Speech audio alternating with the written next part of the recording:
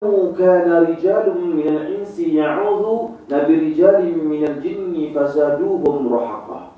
Dan bahawasanya ada beberapa orang laki-laki di antara manusia, mereka itu meminta perlindungan kepada beberapa laki-laki di antara jin, maka jin-jin itu menambahkan bagi mereka dosa dan kesalahan.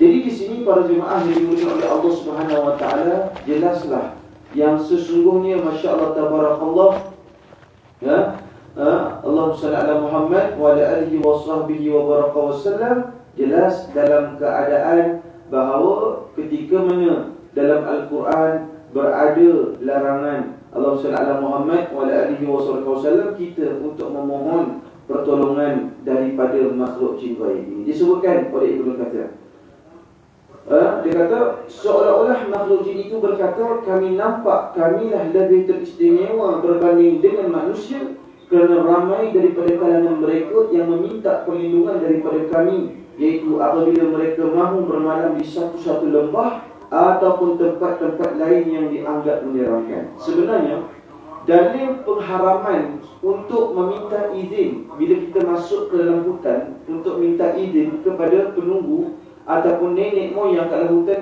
memang terharam berdasarkan surah Al-Jin pada ayat ke-6. Kita tak boleh minta izin mereka. Nek, cu tumpang buang kodok hajat, padahal umur dia sama dengan umur nenek tu. Dua-dua dah 70 tahun dah. Jadi sebab itu saya nak bagi tahu yang mana Ibnu Katsir kata makhluk jin akan menyatakan kami nampak kami terlebih istimewa berbanding dengan manusia. Kami ternampak dan kamilah yang lebih istimewa berbanding manusia. Jadi oleh kerana itu para jemaah yang dimuliakan oleh Allah Subhanahu wa taala, menyebabkan perkara tersebut dilarang keras dalam agama ini. Allahumma shalli ala Muhammad wa ala alihi wasallam. Bila kita minta jin, syaitan, seolah-olah kita minta pada musuh. Boleh ke macam itu? Tak boleh. Bila Quran sebut syaitan tu musuh, jin tu musuh, apa dalil musuh? Surah Fatir ayat ke-6.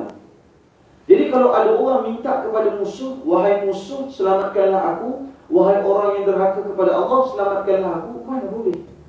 Ini kalau beristighosah kepada Rasulullah, itu boleh.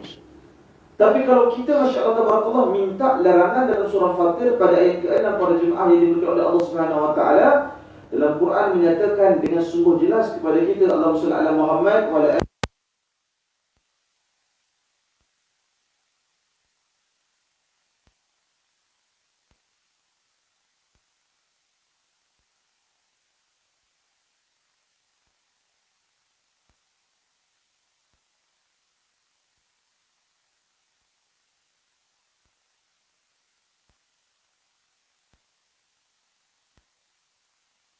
dia musuh sebenar dan dia hanyalah mengajak golongan menjadi penduduk api neraka Allah Ta'ala.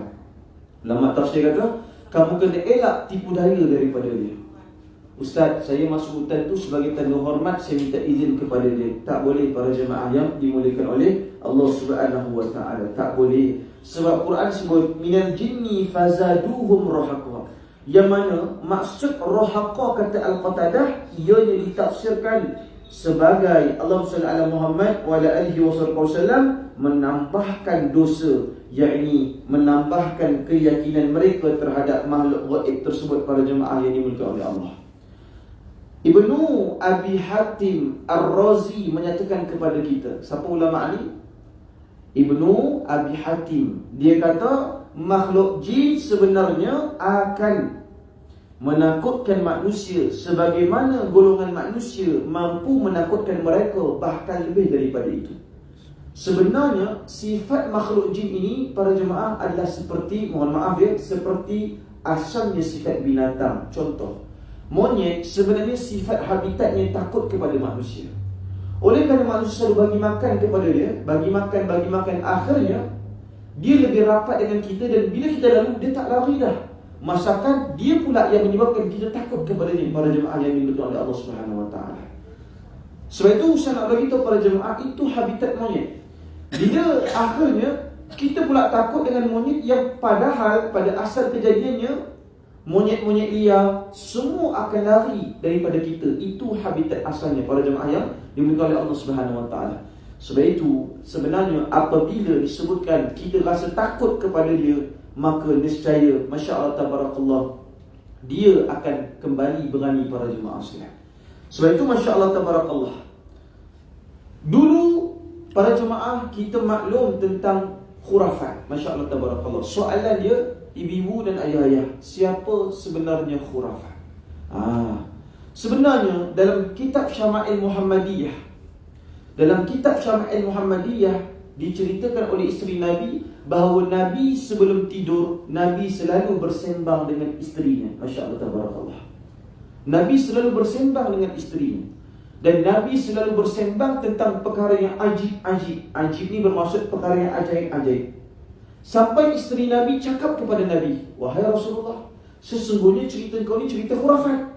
Macam kita, kalau ada orang cerita perkara yang hebat-hebat, kita pun kata ini cerita khurafat. Lah sekali Nabi tanya dekat isteri dia, oh kamu cakap ini cerita khurafat. Nabi tanya, kau tahu ke khurafat itu apa? Nabi tanya kepada isteri Nabi. Isteri Nabi kata, aku tak tahu. Maka kata Rasulullah, khurafat itu adalah orang yang pada masa yang silam telah pun diculik dan dia masuk ke alam yang gaib. Sebenarnya cerita masuk ke dalam alam gaib ini bukan berlaku pada zaman kita. Sudah berlaku sebelum daripada zaman Nabi Muhammad sallallahu alaihi wasallam. Dan Nabi kata khurafat itu sebenarnya adalah orang yang telah pun diculik masuk ke alam gaib. Setelah daripada itu, Masya Allah Tabarakallah, para jemaah yang dimuliakan oleh Allah Subhanahu Wa Taala, bila dia keluar daripada alam gaib, dia cerita, aku masuk ke dalam alam jin.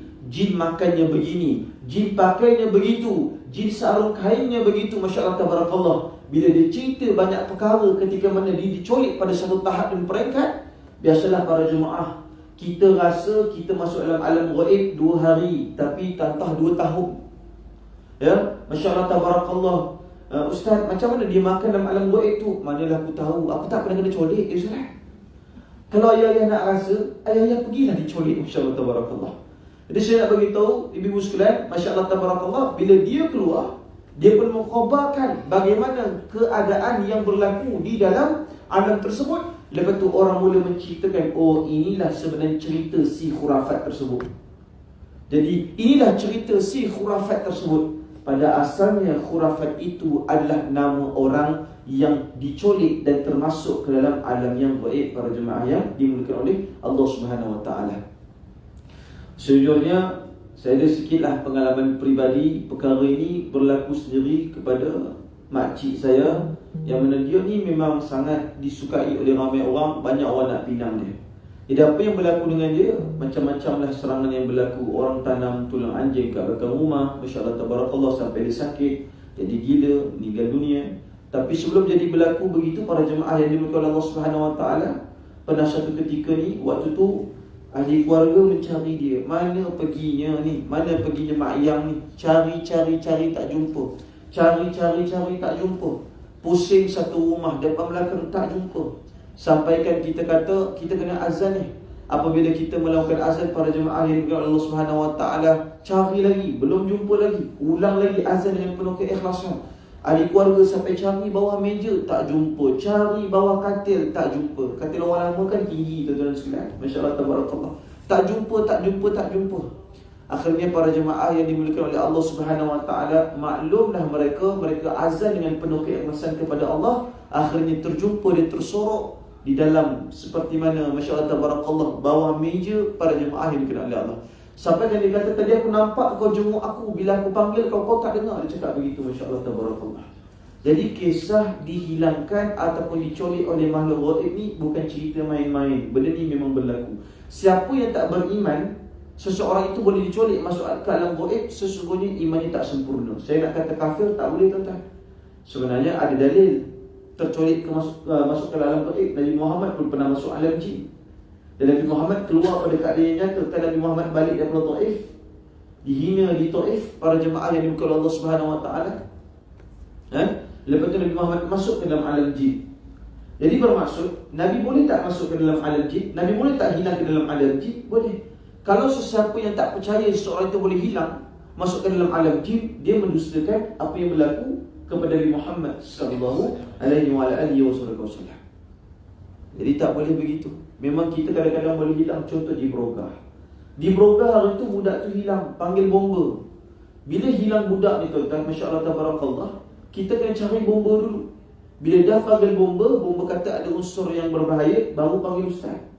Jangan budak tu hilang kat Tesco, terus cari ustaz. Bini hilang kat kedai RM2, ustaz, bini saya hilang ustaz, tolong rukiahkan bini saya. Mana rukiah pun tak jumpa tuan-tuan. Tuan-tuan dekat store dah, Masya Allah tabarakallah.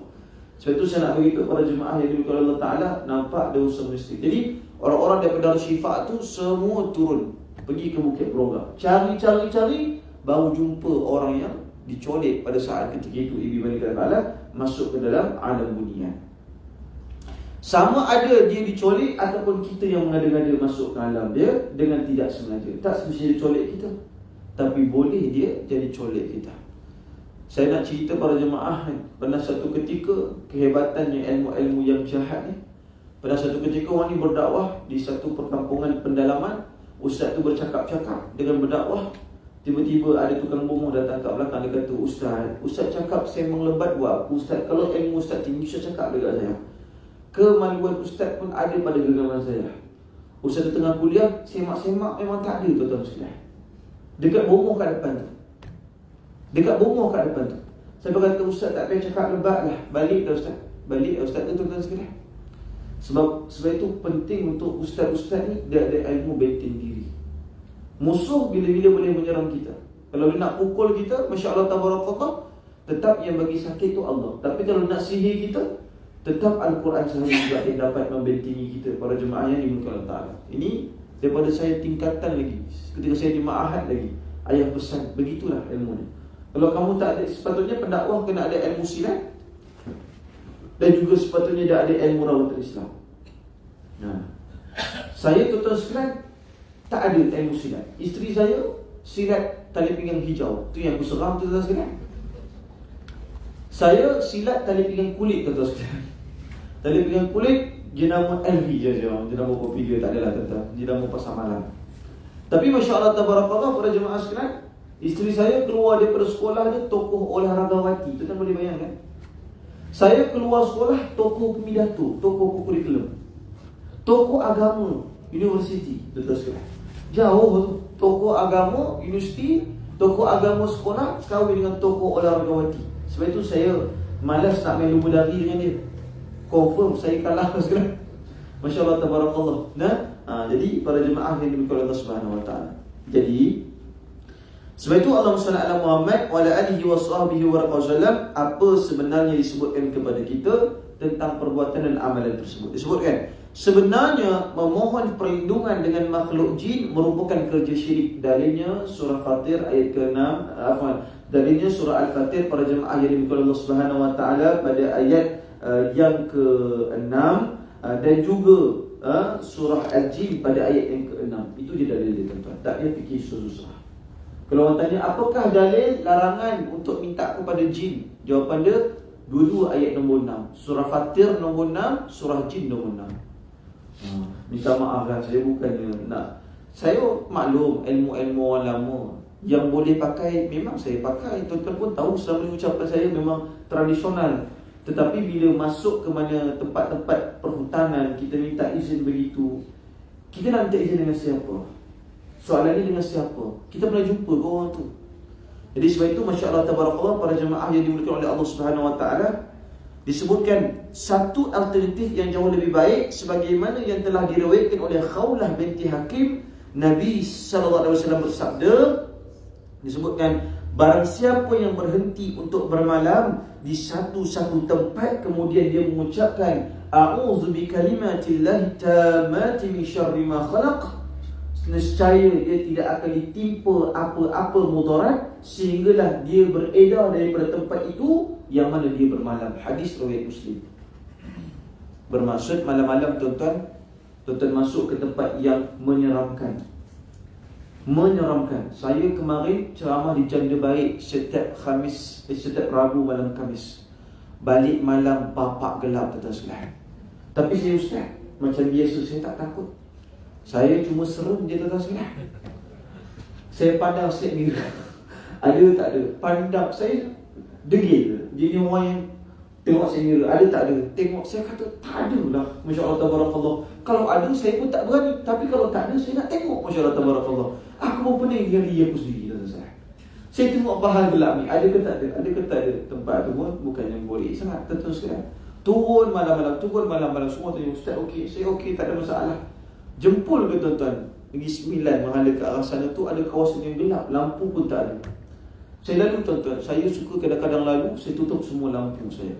Gelap betul-betul. Nak tengok hantu Kak Imah tu ada ke tak ada. Tapi kalau saya tak cukup zikir, saya tak buat, itu syarat. Cukup amalan, saya nak balik, saya cukup tasbih saya, cukup wirid saya, baru saya nak survey. Tapi Alhamdulillah, Ustaz survey macam survey rumah, bukan. Masya Allah tabarakallah. Bukan saya berani, saya tak berani. Saya Masya Allah tabarakallah, kalau saya rasa saya boleh je, baru saya boleh. Kalau tak, saya tak boleh. Macam tu juga sentuh orang. Ada orang sakit minta tolong, saya kata waktu ni saya tak boleh, saya minta maaf, saya tak boleh. Kalau kata saya boleh, saya cuba. Kalau saya tak boleh, saya tak buat. Sebab kalau saya tak bersedia, untuk apa saya merisikokan peperangan, masuk tak ada senjata. Masya Allah tabarakallah. Jadi para jemaah, disebutkan lagi kepada kita dalam Sahih Muslim tadi, kamu baca je, a'udzu bikalimatillahi tammati min syarri ma khalaq. Nescaya kalau kita tidur dekat tempat yang dah 40 hari pun kita tak tidur, malam tu dia takkan ganggu kita. Dengan kita mengambil kain, kita kipas pula katil tu dengan menyebut la haula wala quwwata illa billahil aliyyil azim. Itu satu. Yang kedua, Ustaz nak bongkarkan rahsia. Macam mana amalan yang boleh menyebabkan kalau kita masuk dalam hutan, haiwan-haiwan buas lari daripada kita. Disebutkan kepada kita juga, seorang lelaki telah datang menemui Nabi dan dia kata, saya masih belum menemui binatang kalajengking yang mematuk saya kemarin. Lalu Nabi pun bersabda, disebutkan kepada kita, sekiranya petang semalam engkau ucapkan doa ini, a'udzu bikalimatillahi tammati min syarri ma khalaq, nescaya engkau tidak akan mendapat pun apa-apa mudarat. Ayat yang sama je sebenarnya, tapi manfaat dia dua pucuk paling besar. Yang pertama sekali, pucuk terhurai dalam hadis, kedua-duanya riwayat Muslim.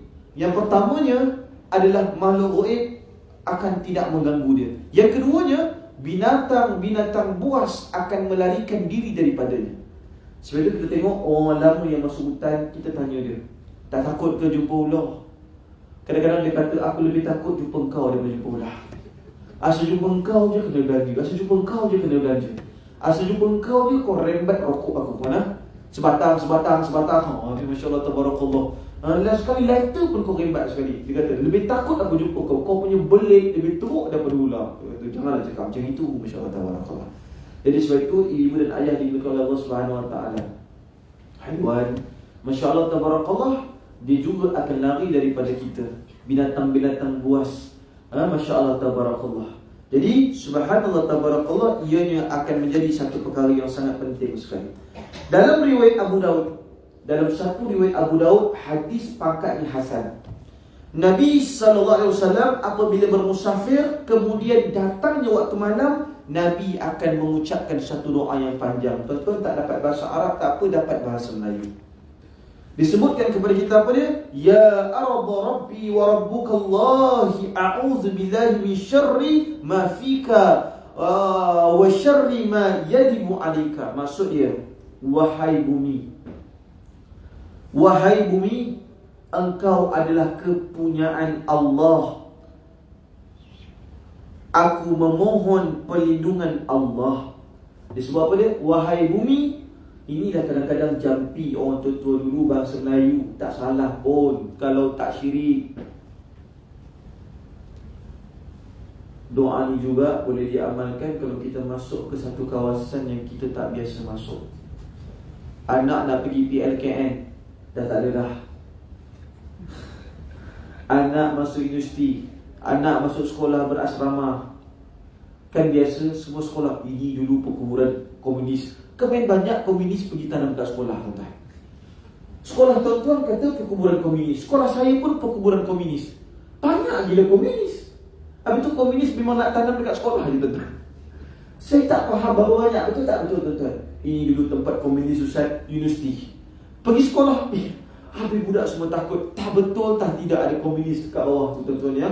Dimulakan oleh Allah Subhanahu Wa Taala. Sikit-sikit komunis nak bagi seram, nak bagi nampak sekolah tu seram. Hebat tuan-tuan. Itu yang malam-malam tu je semut sampai sakit naik atas. Yang lagi seram tuan-tuan, seorang dah tidur, dua dah tidur, kau belum tidur. Sok dia pergi depan muka kita. Takut makcik? Baca doa tadi Ustaz bagi semua. Jangan Ustaz. Saya takut ni dulu sebab waktu sekolah pun senior takut dengan saya. Udah pukul 3 aku tak boleh tidur. Dalam telinga ada tak bunyi seorang dah tidur. Weh seram. Tuan-tuan tak seram mana? Mudah-mudahan senior tu mendapat hukuman yang setimpal sekarang. Menyebabkan saya tak boleh tidur. Berminggu-minggu saya tak boleh tidur. Bila pergi sekolah saya mengantuk dan saya tak pernah dengar lagi pengumuman seorang dah tidur. Bukan dah terus sekarang. Tak ada habis Ustaz ni, masya-Allah tabarakallah. Lanjut. Jadi apa doa dia? Ya ardu rabbi wa rabbukallah. Wahai bumi, sebut macam itu. Wahai bumi, engkau adalah kepunyaan Allah, dan aku berlindung daripada Allah, daripada apa-apa kejahatan yang ada padamu. Soalan semula. Wahai bumi, engkau adalah kepunyaan Allah, dan aku berlindung kepada Allah daripada apa-apa kejahatan yang ada padamu. Tuan-tuan, ayat ni ada tak macam orang tua-tua dulu cakap? Kalau tuan-tuan biasa dengar, tahulah ada. Tapi tak cakap bahasa Arab. Kadang-kadang orang tua-tua tu dia minum kopi, dia cakap macam gitu je. Lepas tu dia sebab apa lagi? Wa syarri ma yadibu alaika, dan juga kejahatan yang dicari kepada engkau. Bermaksud yang dirancang pun tak boleh juga. Bermaksud wahai bumi, kepunyaan Allah, dan aku berlindung dengan Allah daripada apa-apa kejahatan yang ada pada tempat ini. Wa syarri ma yadibu alaika, dan daripada para jemaah sekalian apa yang tercari kepada engkau. Okey, satu peringkat. Sambungannya, a'udzubillahi min asadin wa aswadin. Aku bermohon, a'udzubillahi min asadin wa aswadin. Aku berlindung dengan nama Allah daripada singa. Kenapa singa? Sebab singa seluruh dunia menganggap dia sebagai raja rimba, tuan-tuan sekalian. Singa. Masya-Allah tabarakallah. Wa aswadin, dan juga makhluk yang gelap. Apa maksud makhluk yang gelap? Maksud aswad ni bukan maksud dia gelap Ustaz terasa saya. Bukan maksud abang dan ibu. Aswad ini bermaksud makhluk gelap, bermaksud makhluk yang berhasad dengki dengan kamu, yang gelap dengan kebencian kepada kamu. Jadi maksudnya, aku berlindung dengan Allah daripada singa, daripada makhluk yang gelap, wa minal hayyati wal aqrabi, dan juga daripada ular dan kalajengking. Dan daripada ular dan kalajengking. Sambungan tadi, dan aku berlindung dengan Allah Subhanahu Wa Taala daripada singa, daripada makhluk hitam, daripada ular, dan daripada kalajengking. Wa min sakinil baladi, dan daripada penghuni satu-satu negeri. Penghuni ni bukan manusia. Penghuni bermaksud makhluk gaib yang duduk dekat situ. Ini bukan saya yang syarah ini. Ini yang syarah ini Al-Imam Al-Khattabi. Al-Imam Al-Khattabi. Syarahan kata makhluk hitam itu maksudnya manusia. Allahumma salli ala Muhammad, ataupun yang sebut makhluk hitam itu adalah manusia, itu kata Imam Nawawi rahimahullah. Imam Nawawi yang kata tadi, a'udzubillahi min asadin, aku berlindung daripada Allah, aku berlindung dengan nama Allah daripada singa, wa aswadin, dan juga makhluk yang hitam. Kata Imam Nawawi, makhluk hitam itu bermaksud manusia yang berdengki, yang benci kamu, yang suka susahkan kamu. Wa minal hayyati, dan daripada ular, wal aqrabi, daripada ular, daripada kalajengking. Wa min sakinil baladi, dan daripada penghuni sesebuah negeri. Itu merujuk kepada makhluk gaib yang duduk dekat situ. Itu saya baca skrip penuhnya nanti. Yang cepat, sempat catat yang sempat saja. Nanti kita merujuk balik. Wa min walidin wa ma waladin, artinya makhluk yang beranak pinak dan juga makhluk yang tidak beranak pinak para jemaah sekalian. Jadi bermaksud dia mohon kepada Allah Subhanahu Wa Taala supaya penghuni negeri tersebut merujuk kepada jin, dalam kurungan tulis jin ya. Penghuni negeri merujuk kepada jin. Kadang-kadang waktu kita berdoa, tuan-tuan tak payah nak sebut aku berlindung daripada jin, tak payah. Bila kita sebut dalam bahasa Melayu ni, tuan-tuan bila tuan-tuan sebut, kadang-kadang doa tu lebih menakutkan tuan-tuan. Faham tak faham tuan-tuan? Banyak jampi Melayu bila orang baca, dia lebih rasa takut. Sebab patutnya dia terjemah ikut teks asal. Dia tak panggil manusia jahat, dia sebut makhluk yang hitam. Dia tak sebut Masya Allah Tabarakallah jin, syaitan, iblis, hantu, tak sebut. Dia sebut misakinil baladi, daripada penghuni negeri. Lapik sikit baru kita berani. Wa min walidin wa ma waladin, dan daripada Masya Allah Tabarakallah yang beranak pinak dan juga yang tidak beranak pinak. Ustaz ulang semula. Jadi terjemahnya begini. Disebutkan ya ardha, wahai bumi, kepunyaan Allah. Wahai bumi, kepunyaan Allah. Aku berlindung kepada Allah daripada kejahatan yang ada pada sisimu, dan kejahatan yang tercalik pada dirimu.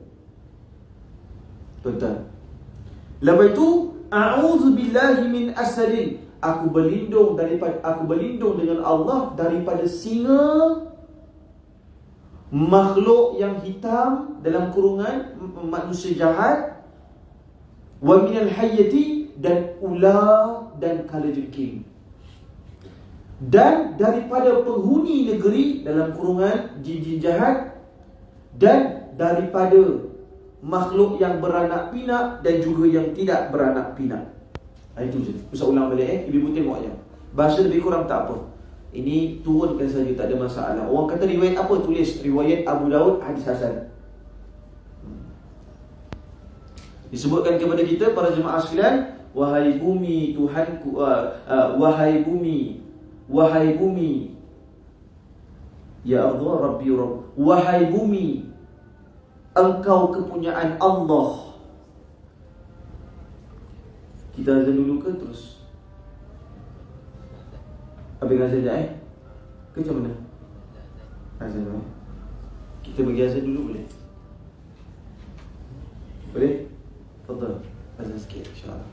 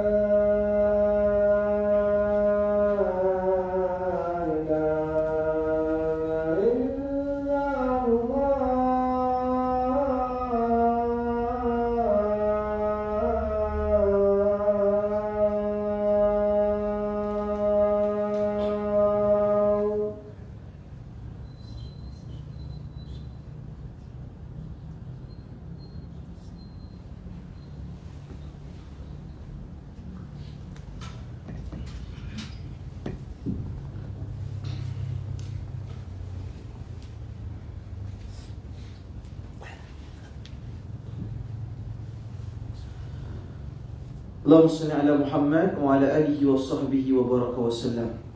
Baik. Jadi bahasanya Ibu sekalian disebutkan, Masya Allah tabarakallah, disebutkan kepada kita, Masya Allah tabarakallah, ketika mana kita minta kepada Allah Subhanahu wa taala supaya Allah Subhanahu wa taala memberikan, supaya Allah Subhanahu wa taala memberikan kejayaan, supaya Allah taala memberikan keselamatan dalam kehidupan kita, maka terjemahnya kurang lebih begitu.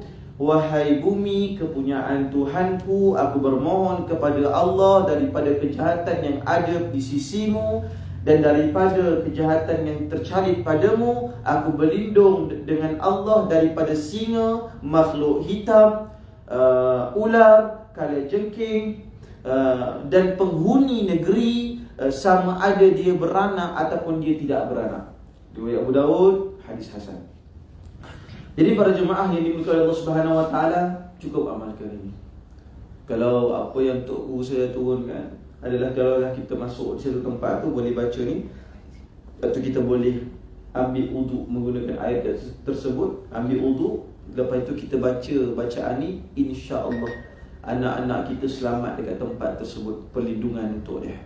Contoh, hantar anak pergi universiti, pergi Arau, pergi universiti, pergi jauh, pergi Indonesia, pergi Mesir, Masya Allah tabarakallah. Masukkan anak di kolej metrokurasi, masukkan di poliklinik pula dah, politeknik sekarang. Poliklinik tempat tuan-tuan sunat dulu, mana? Politeknik, Masya Allah tabarakallah. Masuk di politeknik tu dah sekalian, jauh-jauh, dalam-dalam, mintalah kepada Allah Subhanahu wa taala dengan sepenuh hati kita, dan mintalah kepada Allah Subhanahu wa taala sepenuh perlindungan kita.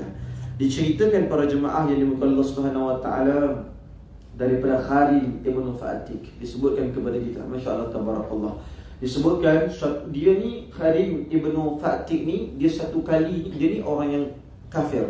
Dia ni orang yang kafir dan percaya kepada amalan jahiliyah. Amalan jahiliyah dulu adalah ketika mana mereka masuk ke dalam lembah-lembah, mereka akan minta izin kepada pemilik lembah. Wahai pemilik lembah, janganlah kau aniaya aku. Sebenarnya bila kita minta izin kepada pemilik gua, kepada pemilik hutan, itu wallahi sebiji amalan jahiliyah. Sebab orang-orang jahiliyah dulu, dia masuk lembah, dia akan minta begitu. Allahumma shalli ala Muhammad wa ala alihi wasallam. Dan bila dia minta begitu, wahai pemilik lembah, janganlah kau kacau aku. Satu hari Kharim Ibn Fa'atik, dia ni membeli unta, tuan-tuan. Tuan-tuan tahu unta? Unta tu tuan-tuan. Unta tu bukan lamb shank. Lamb shank tu kambing. Lapalah pula rasa kita sekarang. Masya Allah tabarakallah. Ingat nasi Pakistan, batu pahat tu. Masya Allah tabarakallah. Jadi para jemaah yang diikut oleh Allah Subhanahu wa taala, Kharim Ibn Fa'atik ni, dia ni suatu kali tu dia beli unta, dan unta dia itu hilang. Dan dia naik unta yang lain untuk cari unta yang hilang. Tengah-tengah dia naik, para jemaah yang dimuliakan oleh Allah Subhanahu wa taala, dia penat, dia berhentikan kenderaan dia, dia tambat pada saat ketika itu. Dia tambat dan dia kata, aku memohon perlindungan dari penunggu agung di lembah ini, lindungilah aku. Disebutkan begitu. Allahumma shalli ala Muhammad wa ala alihi wasallam. Dikatakan begitu, Masya Allah tabarakallah. Dia minta bantuan. Tiba-tiba dia terdengar suara. Dia terdengar suara para jemaah sekalian. Dia kata apa dia? Mengapa tidak engkau berlindung kepada Allah yang Maha Esa? Kemudian daripada surah Al-Anfal, bacalah sedikit ayatnya, bertauhidlah kepada Allah dan janganlah kau pedulikan apa-apa sahaja kejahatan jin yang melakukan usikan. Ini berlaku kepada Kharim Ibn Fa'atik. Dia minta izin dekat gua tersebut. Lepas tu kat lembah tersebut, dan memang betul-betul ada orang jawab, tahu takut, dia kata. Last kali dia kata, hey, adakah ini bantuan? Dia cakap macam itu. Tak habis-habis dengan kepercayaan khurafat dia tu. Adakah ini bantuan? Masya Allah tabarakallah. Maka dia menjawabkan lagi, Masya Allah tabarakallah. Dia kata lagi, Rasulullah itu padanya segala kebaikan, diutuskan olehnya untuk menyeru ke jalan kejayaan agar tidak termusnah. Maka dialah penyelamat, menyuruh bersolat dan berpuasa agar terselamat. Diaktibarkan oleh ulama, rupa-rupanya jin yang jawab soalan itu tadi adalah jin Islam, para jemaah yang dimuliakan oleh Allah. Tak semata-mata penceramah tak nak dengar, kau dengar ceramah jin Islam. Taubatlah kau, hashtag sila bertaubat. Dan pada saat ketika itu, Kharim ini terus dia masuk Islam. Terus dia masuk Islam, kerana keimanan dalam hal dan keadaan tersebut para jemaah yang dimuliakan oleh Allah Subhanahu Wa Taala. Ini tercatat dalam kitab Syekh Wahid Abdul Salam Bali. Maka sebab itu saya nak bagi tahu, masya-Allah tabarakallah, tak perlu mulakan conversation dengan orang yang kita tak nampak. Nanti orang kata kita gila, tuan-tuan sekalian. Tak payah cakap, kita tak nampak dia nak cakap buat apa. Masya-Allah tabarakallah. Jadi minta sahajalah kepada Allah Subhanahu Wa Taala. Dan malam ni sempena malam Rabiul Akhir, Ustaz nak kongsikan lagi ada 2 je doa, tuan-tuan. Selesai bab perawatan Islam tadi, ilmu Islam atau Islami selesai. Sekarang saya nak kongsikan 2 doa sebagai penutup bulan Rabiul Awal. Masya-Allah tabarakallah. 2 doa ni, yang pertama sekali adalah doa yang Nabi baca setelah mana Nabi mula sakit. Bila Nabi kan kena makan racun umur 59 tahun. Lepas tu Nabi mula sakit kuat pada umur kurang lebih 62 tahun. Jadi Nabi setelah mana berumur 60 tahun dan ke atas, Nabi memang amalkan doa yang Ustaz nak kongsikan ini. Ibu-ibu dan ayah-ayah ikut Ustaz, sediakan suara yang paling terbaik, paling ikhlas buat sebab Allah Ta'ala. Bismillahirrahmanirrahim. Subhanakallahumma wa bihamdika Allahumma ghafirli. Kita cuba sekali lagi tuan-tuan sekalian. Masya-Allah tabarakallah. Bismillahirrahmanirrahim. Subhanakallahumma wa bihamdika Allahumma ghafirli. Inilah doa yang Nabi baca supaya Allah Subhanahu Wa Taala mengampunkan semua dosa Nabi. 5 je perkataan. Subhanakallahumma wa bihamdika Allahumma ghafirli. Para jemaah sekalian, ada orang tanya, Ustaz boleh tak kalau saya nak bacakan doa tu ganti wirid waktu rukuk, waktu sujud? Hukum dia adalah harus. Sebab keempat ulama mazhab tidak menentukan kewajipan menyebut Subhana Rabbil Azim wa bihamdi, Subhana Rabbil Ala wa bihamdi. Terutama mereka yang dah umur 60 tahun dan ke atas. Yang dah sikit-sikit nak sampai 60 pun dah boleh amal, tuan-tuan. Yang nak amal daripada muda lagi mantap, tuan-tuan sekalian. Benda kena amal sekarang bila dah dengar. Kalau tak dengar lagi, tuan-tuan, kita ni banyak penyakit lupa. Kita ni apa tak makan, semut makan, kerengga pun makan, tuan-tuan. Jadi mula amalkan sekarang. Masya-Allah tabarakallah. Subhanakallahumma wa bihamdika Allahumma ghafirli. Terutamanya bila Nabi demam. Sebelum Nabi demam, Ibnu Mas'ud kata Nabi demam panas sangat, sehingga seolah-olah demam Nabi itu 2 orang yang demam. Panas betul. Panas betul. Dan waktu itu dibacakan banyak-banyak Subhanakallahumma wa bihamdika Allahumma ghafirli. Siapa yang ada sakit, jangan kecewa dengan diri sendiri. Ada orang sakit lutut, dia tepuk lutut dia, ni lah kaki tak guna Ustaz. Jangan. Sebab kadang-kadang demam yang panas, sakit yang ada itu, panas itu, sebagian ulama berpandangan itu mungkin panas dosa kita, kesilapan-kesilapan kita dahulu. Ya, badan kita juga boleh menghasilkan kepanasan oleh kerana struktur biologi badan kita. Tetapi masya-Allah tabarakallah, boleh saja kita menganggap kita takut kepanasan itu adalah kepanasan dosa kita. Sebab itu para ulama berpandangan Allah bagi sakit sebab Allah nak hapuskan dosa. Itu dia. Subhanakallahumma wa bihamdika Allahumma ghafirli. Ejaan dia sin ba subhana, sin ba ha nun kaf alif lam lam ha bulat mim wa bihamdika waw ba ha mim dal kaf alif lam lam ha mim alif ghin fa ra lam ya maghfirli. Para jemaah sekalian, itu ejaan, boleh semak nanti. Allahumma salli ala Muhammad wa ala alihi wasallam. Jadi itu hal dan keadaan dia. Masya-Allah tabarakallah. Yang keduanya adalah doa juga yang kena amalkan sekarang. Sebab doa ni dibuat ketika mana malakut maut nak cabut roh Nabi Muhammad sallallahu alaihi wasallam. Maka ketika mana malakut maut, malaikat yang penyambut nyawa, siapa tuan-tuan? Malaikat apa? Israel, bukan Israel. Itu pun penyambut nyawa juga, kanak-kanak yang tak bersalah. Tapi Israel, malaikat apa? Ataupun orang panggil malakut maut je. Malakut maut sepakat ulama. Israel, masya-Allah tabarakallah pun boleh juga, tak ada masalah. Bila malaikat tu tengah cabut nyawa Nabi Muhammad sallallahu alaihi wasallam, maka Aisyah ambil air daripada bejana, Aisyah sapukan pada wajah Nabi Muhammad sallallahu alaihi wasallam. Setelah daripada itu, Allahumma salli ala Muhammad wa ala alihi wa sahbihi wa wasallam. Para jemaah yang dimuliakan oleh Allah Subhanahu wa taala, Nabi Muhammad pun berdoa, masing-masing ikut ustaz. Bismillahirrahmanirrahim.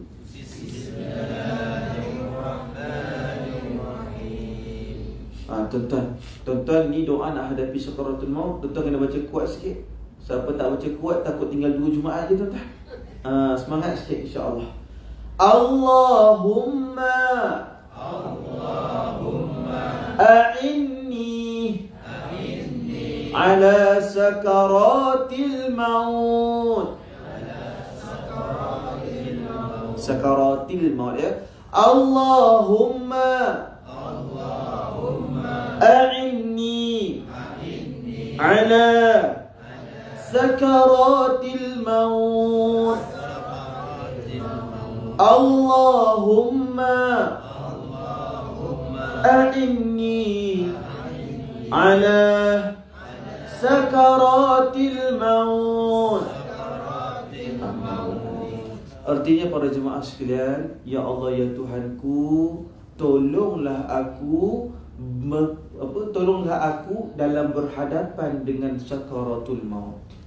Ya Allah, kau tolonglah aku. Saya memang respect Nabi Muhammad sallallahu alaihi wasallam. Walaupun baginda tengah sakit, tapi baginda masih lagi boleh minta doa pada Allah Taala. Ini ajib.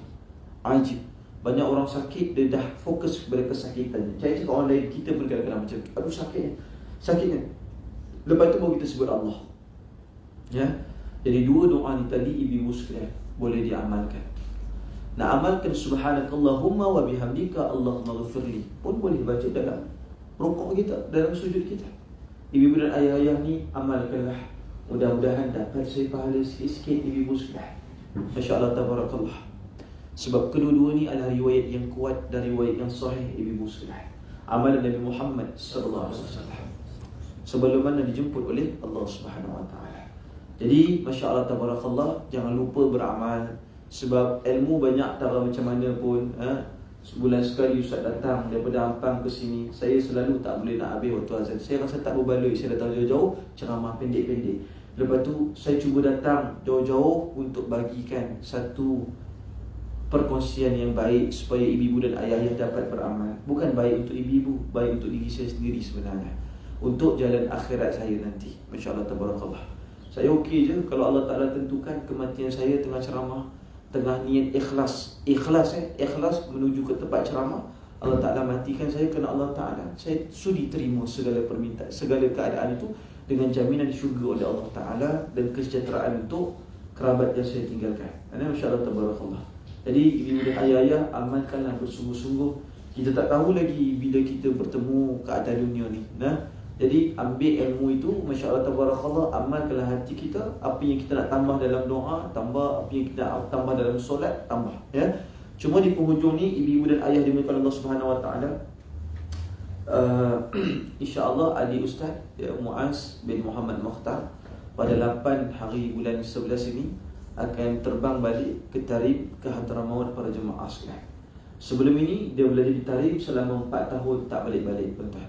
Balik-balik jambang kat muka bapa besar. Saya kata kau bukan anak ayah. Sebab anak ayah seorang pun tak ada jambang, ayah pun tak ada jambang. Kau nak siapa ni saja sekarang? Masya-Allah tabarakallah. 4 tahun dia tak balik-balik. Dan kenapa Ustaz? Kerana belanja ni untuk balik tidak kita berikan fokus pada jemaah sekalian. Kerana kami fokus kepada bangunan pembelajaran. Adik saya ni akan sambung balik di Tarim dalam 6 tahun. Untuk peringkat sekarang ni adalah 10 tahun pembelajaran di sana. Kalau Allah Ta'ala selesaikan sampai habis, insya-Allah boleh jadi syekh, boleh jadi kiai, boleh jadi tuan guru Masya-Allah tabarakallah. Itu level lebih lama belajar, memang lebih naik dah darjat Masya-Allah tabarakallah. Dia akan kembali balik ke sana. Untuk tiket flight sahaja nak ke Yaman, kita perlukan RM3,000. Ni tiket pergi je, bukan tiket pergi balik. Kita masuk negara yang sedikit sebanyak ada peperangan pada jemaah sekalian. Tapi kalau kita tak pergi, nanti siapa nak wariskan ilmu? Syria tak boleh masuk, Iraq dah tak boleh masuk, Yaman boleh masuk lagi. Jadi adik saya ambil semangat itu untuk mewakili kita dan masyarakat. Masya-Allah tabarakallah. Dia kata tak apa teh. Dia kata kamak tak apa, pergi tak balik tak apa. Yang penting adik nak pergi belajar. Masya-Allah tabarakallah. Jadi saya anggarkan lebih kurang Masya-Allah tabarakallah, memang 3,000 tu memang harga tiket flight lah. Itu 3,000 flight tuan-tuan. Nak masuk daripada Oman ke dalam Yaman, kita perlu naik bas selama 16 jam. 16 jam. Bontot memang tak rasa dah tuan-tuan. Semua rasa macam papan je lah. Masya-Allah tabarakallah. Lepas itu pembelajaran lebih kurang 6 tahun tuan-tuan. Paling kurang saya anggarkan setahun 5,000. Saya tahu tu jumlah yang tak sepatutnya, mana ada orang belajar setahun 5,000 tuan-tuan, terutama di perantauan. Tapi saya cuba dapatkan banyak itu. Jadi lebih kurang saya cuba untuk siapkan persiapan belanja adik saya lebih kurang RM33,000. Yang dia akan bertolak lebih kurang 8 dan 9. Untuk ayah-ayah dan ibu-ibu ini, kalau Allah Subhanahu Wa Taala yang mungkin nak memberikan sumbangan, Masya-Allah tabarakallah, nanti ada pasukan saya, iaitu kat belakang tu saudara Ali. Nanti akhi Ali tu akan ada satu bekas warna hijau. Masya-Allah tabarakallah. Saya minta izin kepada para jemaah yang dimuliakan Allah Subhanahu Wa Taala supaya kalau tuan-tuan yang ada berhajat untuk memberikan sumbangan kepada perjuangan ini, maka bolehlah tuan-tuan membuat demikian. Pun begitu bagi tuan-tuan yang ingin memberikan sumbangan daripada bentuk doa, daripada bentuk munajat, itu juga sangat saya hargai. Kerana Masya-Allah tabarakallah, wang bukanlah segala-galanya, tetapi kekuatan dan semangat untuk dia teruskan perjuangan itu sangat saya hargai. Masya-Allah tabarakallah. Jadi terima kasih kepada ibu-ibu sekalian dan ayah-ayah. Saya dahulukan dengan terima kasih Masya-Allah tabarakallah di atas perhatiannya. Nanti kalau ibu ada nak berikan sumbangan daripada sudut doa, daripada sudut sumbangan wang dan sebagainya, nanti boleh, nanti akan ada tabung kat belakang. Jadi terima kasih banyak-banyak. Yang baik datang daripada Allah, fakir miskin datang daripada diri saya sendiri. Masya-Allah tabarakallah. Sesungguhnya mudah-mudahan Allah Subhanahu Wa Taala memberikan keyakinan dan memberikan kekuatan kepada kita, insya-Allah. Baik, sama-sama kita berdoa insya-Allah. A'udzubillahi minasyaitonirrajim. Bismillahirrahmanirrahim. A'udzubillahi alhamdulillahirabbil alamin wassalatu wassalamu ala asyrafil anbiya'i wal mursalin wa ala alihi washabihi ajma'in. Allahumma ighfir lana wa tub 'alaina wanzur ilaina waj'alna min ibadikas salihin. Subhana rabbika rabbil izzati 'amma yasifun. Wassalamu 'alal mursalin walhamdulillahi rabbil alamin. Assalamualaikum warahmatullahi wabarakatuh.